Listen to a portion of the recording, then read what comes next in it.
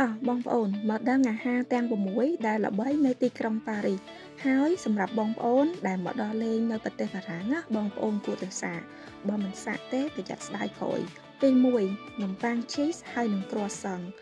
នំប៉័ងនៅប្រទេសបារាំងហើយនឹងគ្រួសង់នៅប្រទេសបារាំងគឺស្រួយខាងក្រៅហើយទន់ខាងក្នុងពេលញ៉ាំទៅអត់មានសភាពស្ងួតទេហើយវាមានរសជាតិរៀងប្រៃប្រៃលំតិចតិចហើយបើសិនជាញ៉ាំពេលដែលរៀងក្តៅក្តៅតិចតិចវិញណាអូយគឺឆ្ងាញ់ហើយឈ្ងុយមែនតែនទី2ស៊ុបខ្ទឹមបារាំងក្តៅក្តៅស៊ុបខ្ទឹមបារាំងនេះគឺញ៉ាំជាមួយនំប៉័ងក្តៅក្តៅដូចគ្នាហើយស៊ុបខ្ទឹមបារាំងនេះពេលបងប្អូនញ៉ាំទៅគឺមានរសជាតិផ្អែមចេញពីខាងក្នុងរបស់ខ្ទឹមបារាំងហើយឈ្ងុយខ្ទឹមបារាំងពេលញ៉ាំជាមួយនំប៉័ងគឺត្រូវគ្នាហើយឆ្ងាញ់ខ្លាំងទី3សាច់គោត្រាំសាក្រហមបើសិនជាបងប្អូនណាធ្លាប់មើលរឿងចុងភៅឆ្លងភពពាក់តែគាត់ធ្វើម្ហូបថ្វាយស្ដេចគេហៅ Bourguignon beef ម្ហូបនេះគឺជាម្ហូបប្រពៃណីរបស់ប្រទេសបារាំងហើយល្បីនៅប្រទេសបារាំងសម្រាប់ខ្ញុំញ៉ាំខ្ញុំចុះចិត្តព្រោះពេលសិនញ៉ាំទៅរសជាតិស្តៀងខគោហើយវាមានរសជាតិស្រាក្រហមតិចជាប់នៅក្នុងមាត់ហើយពេលញ៉ាំជាមួយនំប៉័ងទៅ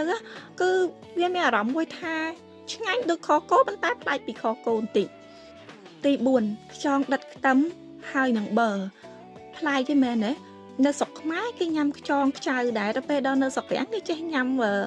ខ្យងអញ្ចឹងដែរគាត់ថាខ្យងរបស់គេហ្នឹងគឺធំហើយពេលដែលយើងញ៉ាំទៅគឺមានអារម្មណ៍មួយថាទន់ឈ្ងុយប៊ឺហើយនឹងឈ្ងុយខ្ទឹមជាប់មាត់ហើយពេលញ៉ាំជាមួយបាយហើយនឹងជាមួយនំប៉័ង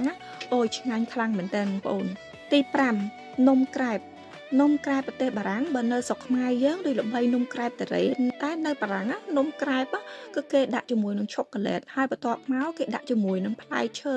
នៅលើនឹងមាន blueberry មាន strawberry មានក្រូចមានអីអញ្ចឹងទៅរសជាតិអត់សូវផ្អែមទេគឺផ្អែមចេញពីផ្លែឈើហើយផ្អែមចេញពីសក់សូកូឡានិងសក់ផ្លែឈើដែលគេស្រោចពីលើនិយាយរួមទៅបងប្អូនបើសិនជាមកបងប្អូនគួរតែញ៉ាំអាហ្នឹងអូយឆ្ងាញ់ខ្ញុំអត់សូវចូលចិត្តផ្អែមទេប៉ុន្តែពេលដែលញ៉ាំនំនឹងហើយក៏ខ្ញុំចូលចិត្តដែរ